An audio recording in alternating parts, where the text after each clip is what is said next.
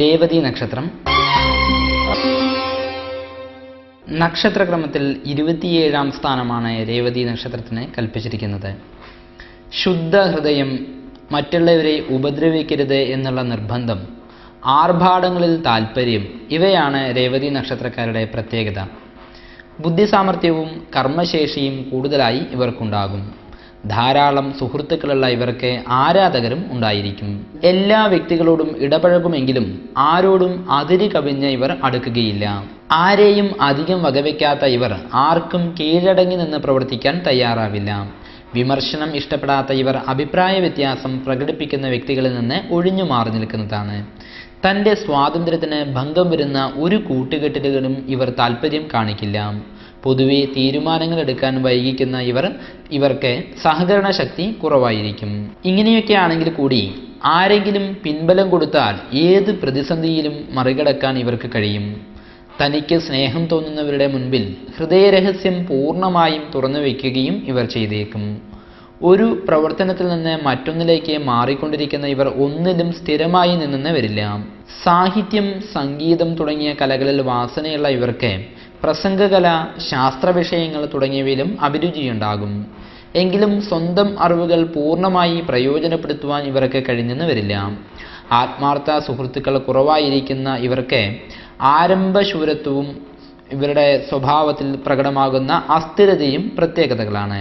ജീവിത പങ്കാളിയുമായി ആശയവിനിമയം നടത്താനും സ്വന്തം അഭിപ്രായങ്ങളിൽ വേണ്ടത്ര മാറ്റം വരുത്താനും മടികാണിക്കാത്ത ഇവരുടെ വിവാഹ ജീവിതം പൊതുവെ സന്തോഷപ്രദമായിരിക്കും. സഹകരണത്തോടുകൂടി പ്രവർത്തിച്ച് സന്തുഷ്ടവും ഐശ്വര്യപൂർണവുമായ ഒരു കുടുംബം കെട്ടിപ്പടുക്കുവാനും ഇവർക്ക് കഴിയും. ശരീരപുഷ്ടിയും ആയുരാരോഗ്യവും ഇവർക്ക് ഉണ്ടായിരിക്കുന്നതാണ്. ബാല്യകാലത്ത് രക്തദൂഷ്യം, പനി, ത്വക്ക് രോഗങ്ങൾ തുടങ്ങിയവ ഇടയ്ക്കിടെ അനുഭവപ്പെടും. 8 വയസ്സിനും 15 വയസ്സിനും ഇടയ്ക്ക് അപകടങ്ങൾ, മുറിവ് ചതങ്ങൾ തുടങ്ങിയവ കൂടുതലായി ഉണ്ടാകാൻ ഇടയുണ്ട്.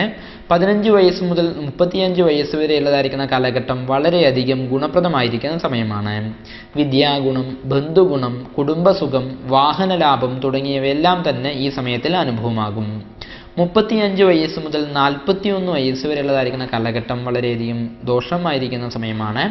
അധ്വാന കൂടുതലും അലച്ചിലും സാമ്പത്തിക ബാധ്യതകളും ഉണ്ടാകുന്ന സമയമാണ് ഈ സമയം. സ്വജന വേർപാടും ഈ സമയത്തിൽ ഉണ്ടായെന്ന് വന്നേക്കും. 41 വയസ്സ് മുതൽ 51 വയസ്സ് വരെയുള്ളതായിരിക്കുന്ന കാലഘട്ടം ഗുണപ്രദമായിരിക്കുന്ന സമയമാണ്. കുടുംബസുഖം, ധനാഭിവൃദ്ധി, സ്ഥാനമാന ലാഭം, ബന്ധുഗുണം, മനസ്സന്തോഷം തുടങ്ങിയവയെല്ലാം തന്നെ ഈ സമയത്തിൽ അനുഭവമാകും. 51 വയസ്സിന് ശേഷം ഗുണദോഷ മിശ്രമായിരിക്കുന്ന കാലഘട്ടമാണ്. ഈ സമയത്തിൽ സാമ്പത്തിക സ്ഥിതി പൊതുവെ മെച്ചമായിരിക്കുമെങ്കിൽ കൂടി ആരോഗ്യക്കുറവ്, മനക്ലേശം, സ്വജന ദുരിതം തുടങ്ങിയവയാൽ ബുദ്ധിമുട്ടുകൾ അനുഭവമാകും. രേവതി നക്ഷത്രക്കാരുടെ പ്രതികൂലമായിരിക്കുന്ന നക്ഷത്രങ്ങൾ ഭരണി, രോഹിണി, തിരുവാതിര എന്നീ നക്ഷത്രങ്ങളും അഷ്ടമരാശിയായിരിക്കുന്ന തുലാം രാശിയിൽ ഉൾപ്പെട്ട നക്ഷത്രങ്ങളായ ചിത്ര, ചോതി, വിശാഖം എന്നീ നക്ഷത്രങ്ങളും പ്രതികൂലമായിരിക്കുന്ന നക്ഷത്രങ്ങളാണ്. ഈ നക്ഷത്രത്തിൽ ജനിച്ച വ്യക്തികളുമായി ആശയവിനിമയം ചെയ്യുന്നതും കൂട്ടുബിസിനസ്സിൽ ഏർപ്പെടുന്നതും ദോഷത്തിൽ കലാശിക്കുമെന്നാണ് പൊതുവെയുള്ള വിശ്വാസം. ഇവർക്ക് ശുക്രന്റെയും ചന്ദ്രന്റെയും രാഹുവിന്റെയും ദശാകാലങ്ങൾ പൊതുവെ ദോഷപ്രദമായിരിക്കുന്ന കാലഘട്ടമായതിനാൽ ഈ സമയത്തിൽ വിധിപ്രകാരമുള്ള പരിഹാരക്രമങ്ങൾ അനുഷ്ഠിക്കേണ്ടത് അത്യാവശ്യമാണ്. ആയില്യം, തൃക്കേട്ട, രേവതി എന്നീ ജന്മാനുജന്മ നക്ഷത്രങ്ങൾ ക്ഷേത്ര ദർശനത്തിനും വ്രതത്തിനും ജപകാര്യങ്ങൾക്കും ഉത്തമമാണ്.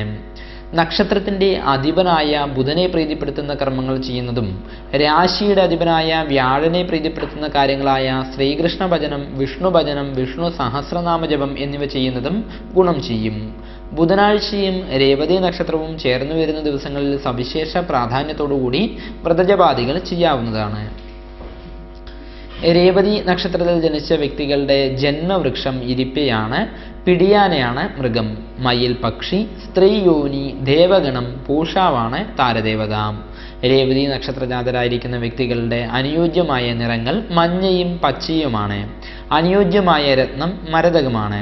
ജാതക വിശകലനത്തിന് ശേഷം മാത്രം ഭാഗ്യരത്ന നിർണയം നടത്തുക.